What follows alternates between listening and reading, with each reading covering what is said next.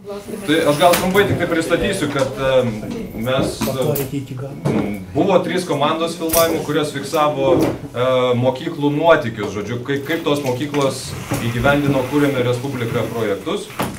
Ir buvom tokie truputėlį kaip nežinau, desantininkai, gal šnipai kažkuria prasme, kurie nuvažiavę į mokyklas galėjo pasižiūrėti, kaip tie projektai yra įgyvendinami. Ir kartais buvo taip, kad matydavom, kad mūsų dalyvavimas ir mūsų prisijungimas prie tų projektų būdavo paskata mokykloms veikti.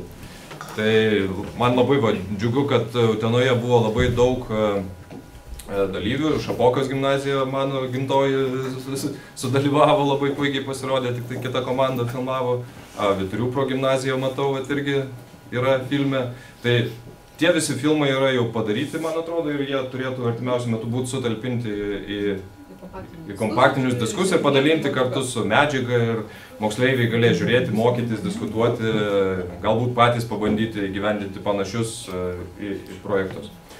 Tai pažiūrim čia. Šitas filmas daugiau yra toks apibendrinantis apie tai, kokia yra situacija pilietiškumo ugdymo mokyklose, o kiti filmai yra daugiau praktiniai, mokomieji, kur galima pasisemti idėjų ir pasimokyti, jeigu kaip tyčia minčių nėra, galima netgi atkartoti veiklas. Tai geros peržiūros. Tai čia premjera? Čia, jo. Nebuvo parašytas aprangos kodas.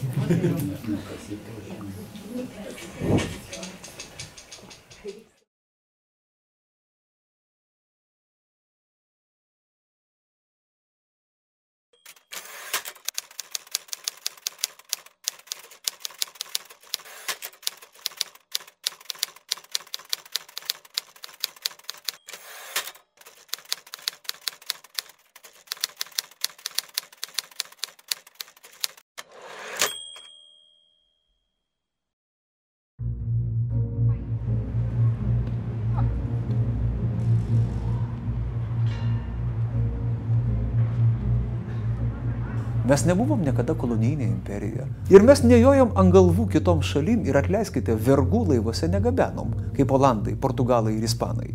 Mes negniaužėm kitų kultūrų, mes nesimiliavom nieko. Atleiskit, lietuvių neslėgė tokia nuodėmė, kaip kitų šalių, tautų ir kultūrų asimiliacija. Bet man patriotizmas ir pilietiškumas ir yra sugebėjimas su pagarba ir meile kalbėti apie tai, taip mes klydom. Taip yra blogų dalykų. Bet yra tavo šalis ir tu nori išgyventi ją visą, kokia ji buvo. Tie žmonės, kurie skelbėsi, kad yra pilietiški, jaučia ten visos tautos pulsą kažkokį, tai dar kažką, tai dažniausiai yra tik tai akių dumimas. Mūsų nemoko, kaip būti pilietiškiem kasdieną. Nu tai labai blogai. Kartais pasižiūrėjus į jauną žmogų ir į vyresnį, tai kyla klausimas, kuris iš jų yra pilietiškesnis. Mokykla turbūt nebuvo ta vieta, kuri mane išugdė kaip pilietį. Matematika naudinga tam, kad tu susiskaičiuotum grąžą. Kalba reikalinga tam, kad tu parašytum laišką arba prašymą, ne? Aš sakau, kam reikalingas pilietinis ugdymas ir istorija, ne?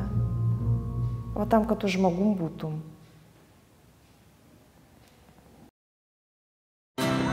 Šioje projekto Kūrėme Respubliką dalyje matysite, kas yra pilietiškumas. Mano galva vienas iš tokių esminių dalykų, kuris parodo, ar žmogus yra pilietiškas ar ne, tai yra kiek jis laiko skiria savanoriškai veiklai. Koks yra pilietiškas žmogus? Tai nėra tik tai tas, kuris eina balsuoti, duoda kraują ir renka šiukšlės. Aš netinginiauju namuos, negriaužiu čipsų prie kompo. Kaip atgaivinti pilietinio ugdymo pamokas? Būsimieji Seimo nariai ir Lietuvos Respublikos prezidentai, prašau man, būsimai pensininkai, pasiaiškinti, ką jūs darysite, kai iškils tokia problema. Viskas, ką norėjote sužinoti apie pilietinį ugdymą.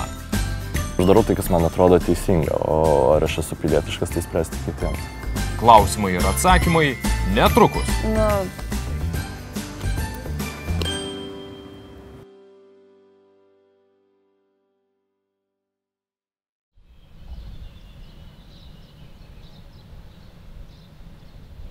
Pilietinis ugdymas Lietuvos mokyklose vyksta jau apie 15 metų. Ar šios pamokos prasmingos? Kiek joms skiriama dėmesio? Ko per jas mokoma? Gal moksleiviai norėtų, kad pilietinio ugdymo pamokos iš viso dingtų iš mokymosi tvarkaraščio? O gal viskas yra gerai ir tik be reikalo drumsčiame vandenį? Tad ką apie šias pamokas mano tie, kuriems jos yra skirtos? Per pilietinį ugdymą mes dažnai žiūrime filmus, kurie kaip ir ugdo mūsų pilietiškumą. Mokomės, ką žmogus gali, jo teisės šitoje valstybėje.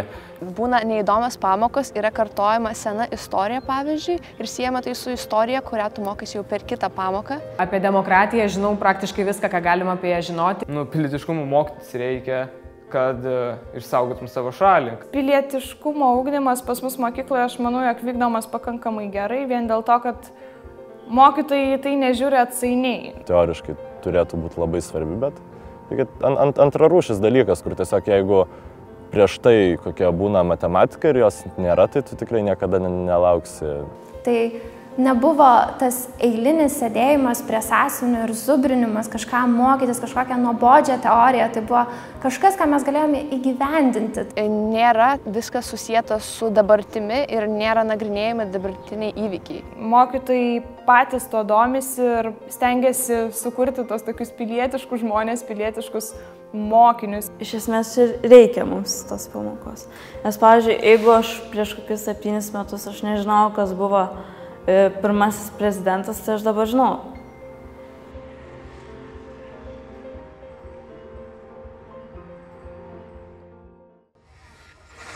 Tokia moksleivių nuomonė. O štai ką byloja faktai. Naujausi pilietinės galios tyrimo duomenys liudija, kad Lietuvos visuomenės pilietinė galia per pastaruosius metus neaugo ir toliau išlieka menka. Tačiau daugiau pilietinės galios turi jaunesni žmonės, moksleiviai. Ir apskritai, Lietuvos mokyklose sutelkta daugiausiai pilietinės galios. Be to, absoliuti dauguma Lietuvos gyventojų mano, jog pilietinis ugdymas švietimo programoje yra būtinas.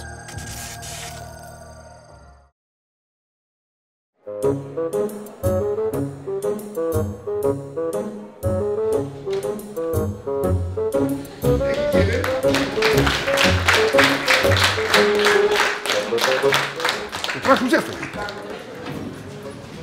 Aš labai seniai nemėgstu žodžio tauta. Ji labai nuvalkiojama yra dabar. Tauta, va. Bet egzistuoja mūsų visuomenė kaip bendrija. Tai tos bendrijos bendrumą kuria ne kas kitas kaip istorija ir kultūra. Chemija nekuria, net genetika nekuria, o kuria bendrieji vaizdiniai. Pilietinio ugdymo būklė arba padėtis mokykloje yra lygiai tokia pati, kokia būklė jo yra ir visuomenėje. Salomėja Bitlieriūtė, ugdymo plėtotės centro specialistė, pilietinio ugdymo vadovėlių autorė. Gal, sakyčiau, norėčiau būti optimistė, sakyčiau, šiek tiek geresnė, nes mokykla vis tiek skiria kažkokią tai labai nedidelę dalį savo kryptingų pastangų, kryptingam pilietiniam ugdymui tiek pamokinėje, tiek popamokinėje veikloje. Latiniškai mokotės bent šiek tiek? Kas yra res publika? Res yra daiktas, dalykas, publika, viešasis. Žodžiu, kad turi rūpintis lygiai taip pat ne tik tai namais, ir lauko išvietėm. Dėl to vis tik tai jaunoji karta, mano gilių įsitikinimų, išeina labiau politiškai išprususi. Na va, Respublikos nėra. Lietuva yra alodų šalis. Visi išvažiuoja į sodelius savo. Savaitgaliais. Ir savaitgalio yra kultas. Visi sako, artėja savaitgalis, gero savaitgalio. Darbas tėvynei nerūpi.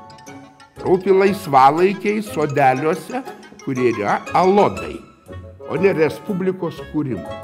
Aš tai manau, kad pilietiškumo ugdymas kaip tos formalus dalykas mokykloje yra visiškai neveiksmingas dalykas. Mindaugas Nefas, Vilniaus Radvilų gimnazijos istorijos mokytojas, Šaulių sąjungos narys. Jisai net nėra nuliniai stadijai, jis yra minusiniai stadijai.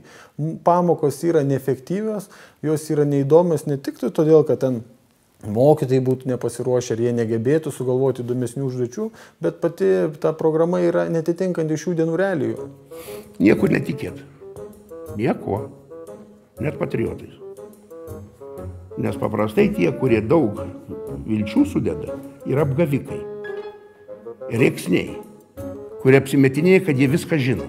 Deja, pilietiškumo pagrindai baigėsi 10 klasėje ir buvo tikimasi, kad jis suteiks reikiamą pilietiniam ugdymui plėtotis, žmogaus savivertei pilietiniai plėstis, pakaks šito kurso.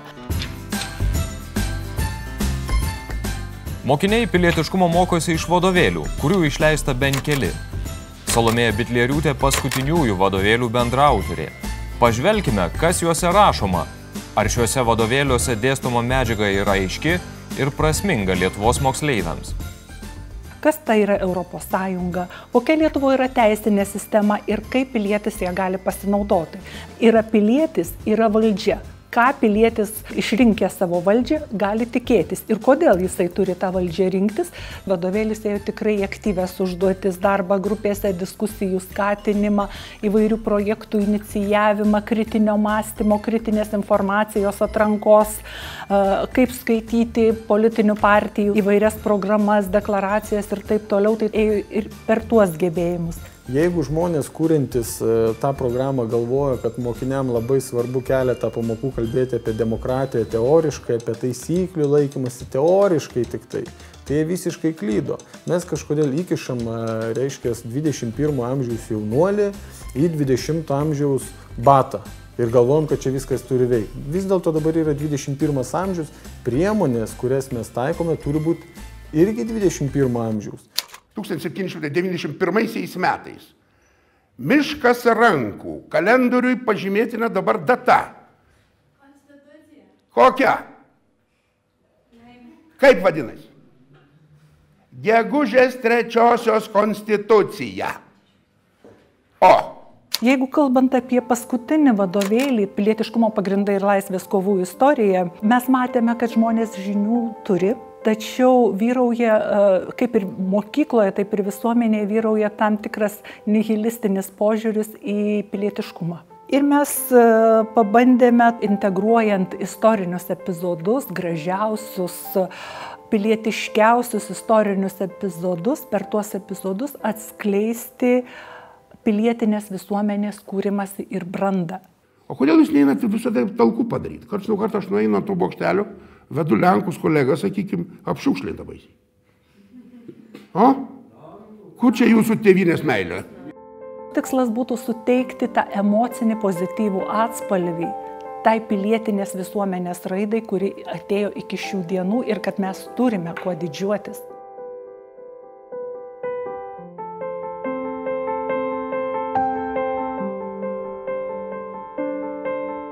Kad Lietuva turi kuo didžiuotis, mano ir profesorius Leonidas Donskis. Beje, jis taip pat prisidėjo prie pilietinio ugdymo iniciatyvos. Iki šiol kai kuriuose mokyklose pilietiškumo mokoma iš profesoriaus parengto vadovėlio. Man norėjusi, kad pilietinio ugdymo vadovėlis būtų visų pirma paskata žmogui kalbėti, pasakoti, mokėti papasakoti Šilerio, Šekspyro, Goetės kokią nors pjesę, Kristoferio Marlau, sugebėti kalbėti apie Botticelli, apie Čiurlionį, apie Samuolį, apie Švažą, apie dailininkus, literatus. Aš labai norėčiau, kad su mokiniu būtų galima pereiti labai natūraliai prie pokalbio apie Ričardą Gavelį, Antaną Škėmą, Kristijoną Donelaitį, tuo pat metu pabrėžiant, kad mes esame 21 amžiaus žmonės. Ir mes turim tuos tekstus ir tas patirtis Europos priderinti prie savęs.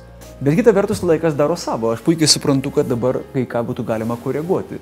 Visa tai, ką aš tarsi turėjau horizonte kaip vakarietiškas praktikas, kurios esą buvo dar pakankamai tolimos Lietuvai, tai pradėjo įsišaknyti Lietuvoje pačioje.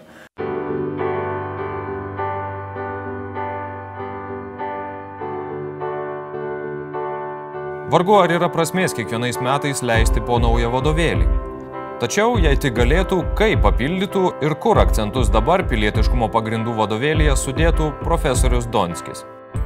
būtų mažiau iliustratyvumo, būtų daugiau interpretacijos, būtų provokacijos daugiau. Aš tikiu, kad reikia mokyti žmonės pasakoti, komunikuoti, iškalbėti savo patirtį asmeninę, pilietinę, europietišką. Šiuolaikinis patriotizmas labai skirtusi turbūt nuo Vinco Kudirkos laikų Lietuvos, kada reikėjo ugdyti lietuvį visų pirma taip, kad lietuvis atskirtų save nuo lenko, nuo ruso ir taip toliau, ar ne? Šiandien galima būti Lietuvos patriotais su puikiausiai sustyguoto globalinio gyvenimo segmentais, su draugais visam pasaulyje, su kelionėm, su labai judriu gyvenimu, bet patriotais būtent todėl, kad šita šalis yra mūsų patirties centras, jis surenka mus. Mes save surenkame kaip asmenybės šitoje šalyje.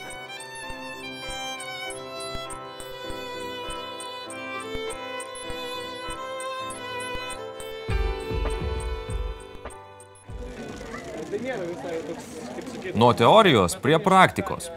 Dauguma Lietuvos moksleivių norėtų, kad pilietinio ugdymo pamokos nebūtų tik vadovėlių zubrinimas ir mielai dalyvautų praktinėje veikloje.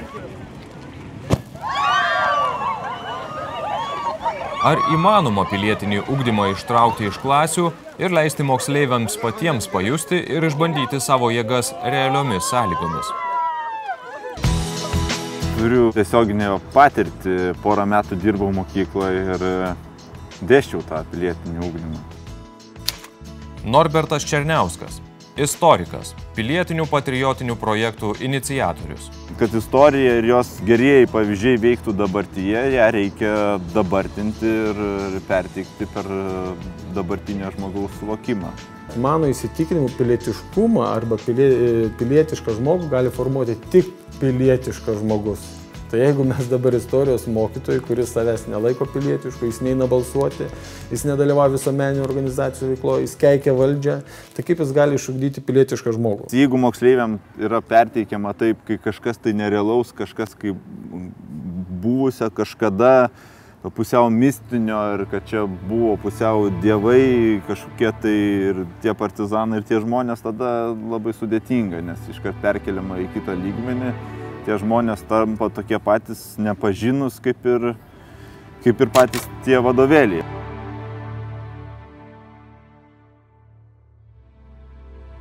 O kuo arčiau tą istoriją nuleidė ant žemės, parodai, kad tai yra iš esmės štai jaunuolis 11 klasės, kuris yra prie bunkerio, jį pastatai situaciją, kad tu dabar turi rinktis.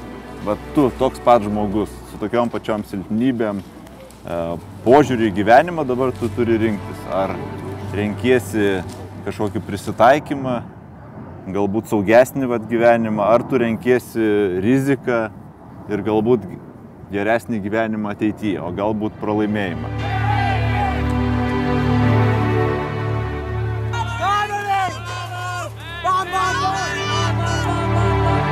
Mes neturim vienos panacėjos arba vienos veiklos, kurią mes galėtume sakyti, kad tai tikrai veikia visose mokyklose, kad tai yra labai priimtina visiems mokiniams. Mes galime turėti priemonių tam tikrą kompleksą.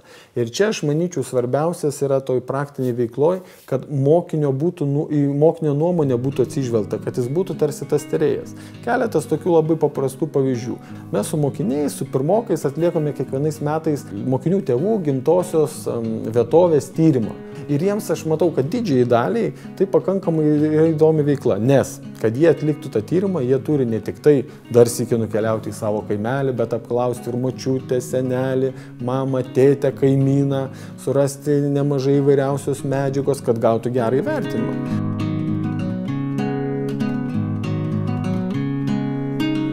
Aš per pamokas tokį buvau įvedęs dar metodą. Moksleivių namų darbams žiūrėdavo žinias kiekvieną dieną ir darydavo santraukas ir mes bandydavom aptarti padėtį politinę ir taip toliau ir gaudavosi gana įdomus rezultatai. Aišku, sunku žiūrėti moksleiviams žinias, bet ką padarysi. Antra tokia veikla, aš manyčiau, praktinė susijusi su mokinių veikla po pamokos. Tai pavyzdžiui, įvairūs pažintiniai žygiai, kurie dabar yra itin išpopuliarėję, pavyzdžiui, pėsčiųjų žygiai, istorinių vietų keliais, Klaipėdos sukilimo keliais, partizanų kovų keliais. Ir aš matau, kiek daug jaunų žmonių, kiek mokytojų su mokiniais dalyvauja, atvažiuoja iš įvairiausių vietovių ir mokiniams tai patinka. Na, iš savo patirties galiu vieną paveikiausių pasakyti pavyzdžių, tai yra bėgimas laisvės ir mirties keliu, skirtas sausio 13. Iš pradžių pakankamai sunkiai sekėsi prikalbinti mokinius dalyvauti šitam bėgime, bet dabar kiekvienais metais, artėjant tai datai, manęs mokiniai patys klausia: mokytojau, tai kada tas bėgimas, kada mes galėsim bėgti? Ar galėsim bėgti, ar šiais metais bėgsim? Ir aš matau, kad jiems tai patinka. Kad jie pabando šitos dalykus, jie supranta, dėl ko bėga. Jie bėga ne tik todėl, kad siekia savo ir fizinę ištvermę, pasižiūrėti, kaip jiems seksis sausio mėnesį tos 9 km įveikti, bet jie jaučia tam tikrą istorijos alsavimą.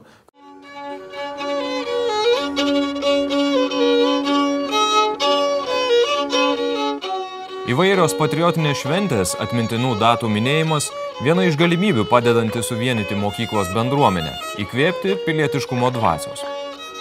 Dabar mokyklos varžosi tarpusavyje, kurie išmoningiau paminės vieną ar kitą šventę. Tačiau ir čia, anot pašnekovų, svarbu neperlenkti lazdos. Dabar kokią mes turim situaciją? Valstybinės šventės, atmintinos dienos mokykloje yra tarsi nacionalinės istorikų šventės. Dar plius prisideda dailės mokytoja, muzikos, šokių mokytojas ir mes švenčiame mokykloje. Matematikai, anglų kalbos mokytojai, jiem tai ne šventė. Vasario 16, kovo 11 turi viską paruošti istorikai. Tai apie kokią mes pilietinę visuomenę galim galvoti. Ir mokiniai natūraliai tai priima kaip istorijos dalį tam tikrą. Bet čia yra ne istorijos dalis, tai yra dabartinės mūsų valstybės dalis. Jos taip švelniai vilioja mane, jos kaip akys mano šnekužėlės, aš mačiau ją šiandieną sapne.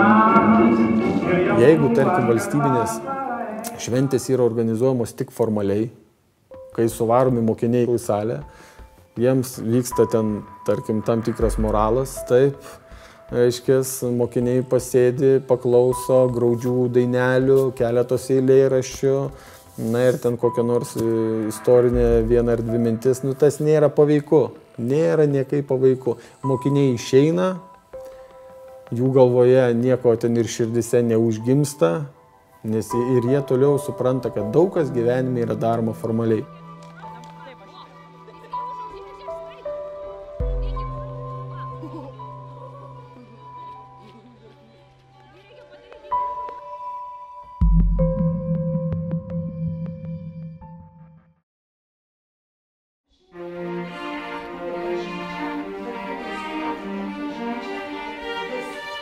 O koks mokytojo vaidmuo ugdant jaunuosius piliečius? Ar iš tiesų pilietiškumo gali išmokyti tik drąsi, tvirta ir savimi pasitikinti asmenybė? Ar mokytojams tai ne per sunki našta? Labai gražiai istorijos programų įvadinėje dalyje, kur yra surašyti tikslai ir uždaviniai, parašyta. Jūratė Litvinaitė, Vilniaus Vytauto Didžiojo gimnazijos istorijos mokytoja, ekspertė. Kad istorijos pamokoje formuojamas patriotizmas, pilietiškumas ir visa kita, o tada jau prasideda turinys. Ir ten mokiniai inscenizuoja bajorų, valstiečių kasdienį gyvenimą, mokiniai aiškinasi Antro pasaulinio karo priežastis, mokiniai aiškinasi, kas yra totalitarizmas, mokiniai nagrinėja šaltinius, mokiniai nagrinėja žemėlapį. Kur ten pilietis? Supranta, tada belieka tik tai mokytojo kūryba, mokytojo iniciatyva pritempti. Tai, ką tu dėstai prie to piliečio, jeigu mokytojas nusprendžia tai daryti. Jeigu atvažiuotų rusai su tankais į Lietuvą ir eitumėt stovėti, tai dominuojantis atsakymai, ką tu čia durnas eisi dėti savo galvą, taigi aišku, kad prieš rusus nepastovėsi. Tai šitas yra, kad dabar tas idealistinis mąstymas kažkoks gal dingo, aš nežinau. Kaip viename miestelyje istorijos mokytojai man sako, aš tai savo mokiniams sakau, vaikai, baigėt mokyklą, svarbiausias dalykas, ką turite išmokti, užsienio kalbą, bėkit kuo greičiau. Aš negaliu meluoti savo mokiniam, juk Lietuva skęsta, Lietuva žūva. Mano kaip mokytojo pareiga yra jiems parodyti kelią, parodyti perspektyvę ateitį. Pažiūrėkit, kas aš, kažkokio kaimo mokytojas. Aš nenoriu, kad mano vaikai šitaip susigadintų gyvenimą. Ir jis tai kalba iš širdies. Tada aš ir klausiu, kiek mes galime palikti sprendimo teisę, ką mokyti, ko siekti ir kiek mokyti mokytojui. Jūs nepamirškit vieno paprasto dalyko. Tai mano nuomonė, kad gerėja tos pamokos. Paulius Bakanas, Vilniaus Pilaitės gimnazijos istorijos mokytojas. Pažiūrėkite, per tiek metų daugėja seminarų. Atsirado žmonių, kurie suvokia, kas tai yra per dalykas ir geba tai paaiškinti. Įmanoma iš tikrųjų rasti informacijos reikiamos, kaip tas pamokas vesti. Galų gale Ugdymo plėtotės centras juk yra išleidęs tas programas, kurios leidžia plačiai pasirinkti tas temas ir pagal jas kurti savo unikalius planus. Nuo to ir išsiskiria pilietiškumas, kad kiekvienas regionas turėtų turbūt susikurti tam tikrų pagrindų, kai kurias temas paliekant, sakykime, pusę, daugiau kaip pusę temų tinkamų savo. Toliau mes pamatysime dvarą, taip, su tvenkiniais, malūną, dvaro liekanas, pastatus.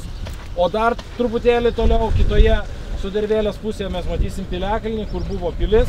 Ir žinot, mane ypatingai žavi Lietuvos partizanų pavyzdys, kada, tarkim, Juozas Lukša Daumantas išvyksta į vakarus ir turi galimybę likti saugiai. Jis vis tiek grįžta. Arba Adolfas Ramanauskas Vanagas irgi, jo gražūs laiškai, jo pamastymai. Jiegi žinojo, kad pralaimės. Ir man patinka tas vertinimas, kad jie tai darė vien tam, kad nuplautų gėdą. Vien tam, kad kitaip elgtis jie negalėjo. Ir tai yra pati svarbiausia vieta, kada mes kalbame apie poelgio prasmingumą. Ką daryti, kai mindo tavo vertybės?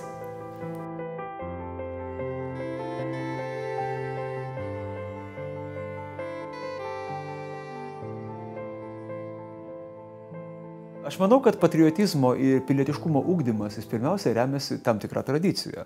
Intelektualinė, kultūrinė. Lietuvoje yra be galo turtinga. Aš manau, kad tai yra galimybė dar kartą galbūt sustiprinti mokinių lietuvių literatūros žinias.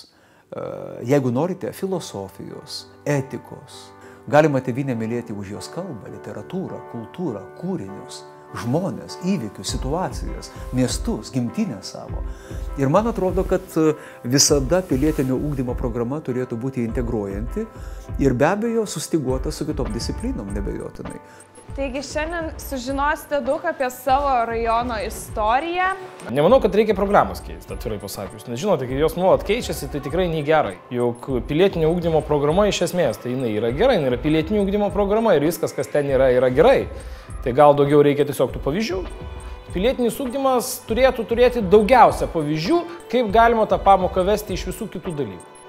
Kur mokytojas tiesiog atsidaręs žinotų, kad jeigu jis turi pilietinio pamoką, kad jis tai pamokai gali atsiversti, aibę pavyzdžių gražių, ką jis galėtų pasirinkti ir po save realizuoti ir galų gale pats įsidėti.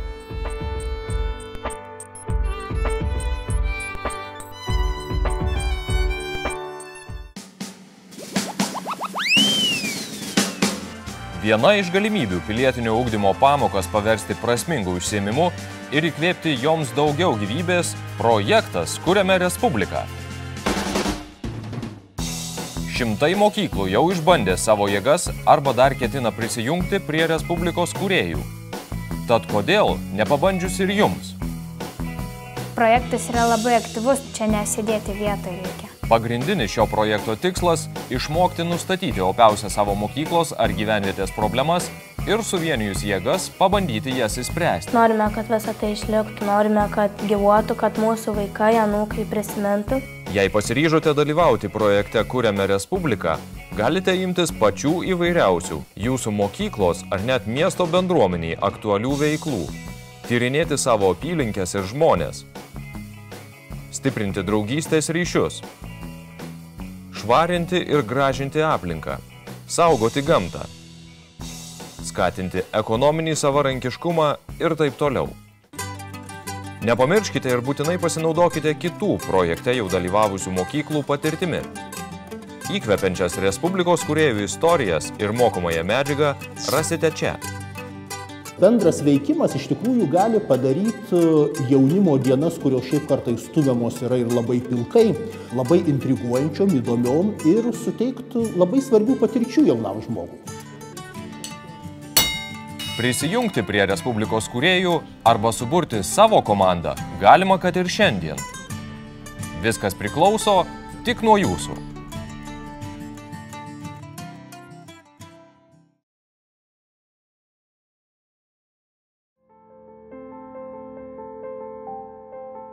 Tad kas yra tikrasis pilietiškumas?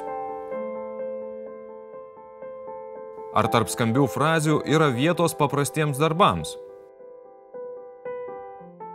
Jei taip, gal jau metas pradėti veikti? Aš gyvenu ir darau viską tam, kad visiems mums būtų čia gera. Gal tai ir yra pilietiškumo, bendruomeniškumo esmė, kad mes galėtumėm sugyventi, gyventi ir čia būtų gerai. Pilietinis ugdymas be empatijos yra neįmanomas. Aš pasakysiu dar kartą, atleiskite, kad aš tą kartoju, bet aš nebejoju, kad juk dalis mano kolegų tiki, kad reikia surasti teisingas frazes, teisingų žodžių. Ne. Pilietinis ugdymas nėra teisingų frazių rinkinys. Pilietinis ugdymas yra empatijos ugdymas žmoguje. Tik empatiškas ir jautrus žmogus gali mylėti kitą ir savo tėvynę.